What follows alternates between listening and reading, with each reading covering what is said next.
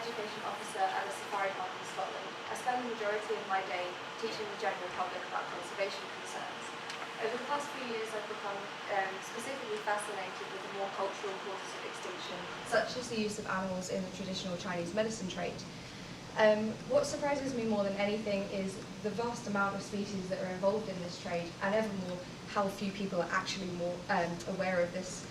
So I'm going to be teaching you today about something that I only learned a mere 8 months ago myself, and that is the dual extinction of 2 critically endangered species for just one trade. Some of you may be familiar with this charismatic animal. This is the vaquita.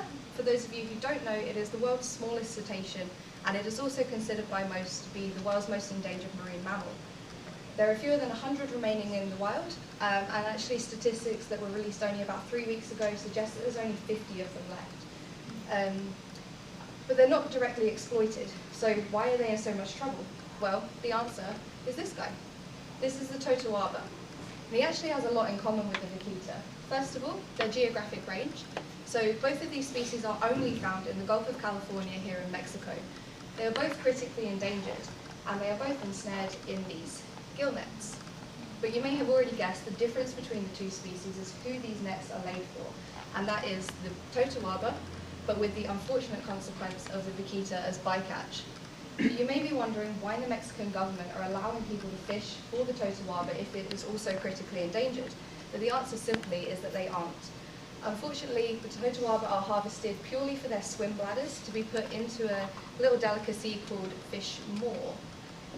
It doesn't look too appetizing, but this product is actually referred to by environmental scientists as aquatic cocaine because it is worth more than the global drug trade. So 1 kilo of totoaba maw, due to its sheer size and rarity, will cost you a whopping $60,000 US. So you're looking at a bowl like this might cost you around $400 to $500 each. But why would people pay all this money for something that doesn't look very nice? Fortunately, the producers claim that it hosts a number of medicinal values, from clearing up acne to ensuring good health in unborn children. It's absolute rubbish, don't buy it, it doesn't work. Heaps of scientific evidence proof that this doesn't work. But unfortunately, these are thousands of years of traditions and myths and legends that the environmental scientists are trying to fight against. I forgot where my slide goes. But what does California have to do with this? You guys are well known for loving the environment, wanting to save animals and save the planet. Unfortunately, California is the main export route between Mexico and Hong Kong, where it is processed and then sold back across the entire world, including back into the USA. San Diego, San Francisco, Los Angeles, and Calexico are actually the 4 main ports in the whole of the United States dealing in the illegal wildlife trade.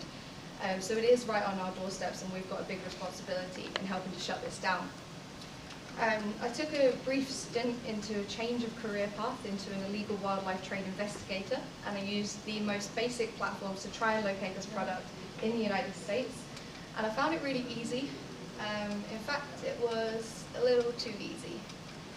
And these are just a few. But we all want to know what we can do about this. First off, don't ever buy fish maw, no matter what the species. There are a number of different species that are involved in this, but you will just be fueling the trade no matter what you buy. Second of all, help us spread the message and do something. On the 9th of July, I only discovered this last week, it is actually the International Save the Vaquita Day. You can go on the website, have a look at what local events are happening near you, what you can get involved in, or perhaps even you could set something up for yourselves. But if this seems like too much effort, a little petition goes a long way. We all love petitions. Simply by signing this one here by Greenpeace helps to put pressure on the Hong Kong government more importantly. Currently, Mexico are doing absolutely everything that they can to help stop this trade, but the demand at the other side of the Pacific is just too great, and they can't really get very far with just what the Mexicans are doing. So you guys could sign this one online and help go quite a long way. I don't know about you guys, but I'm not happy to be telling my future children that we let 2 species go from under our noses without doing much about it.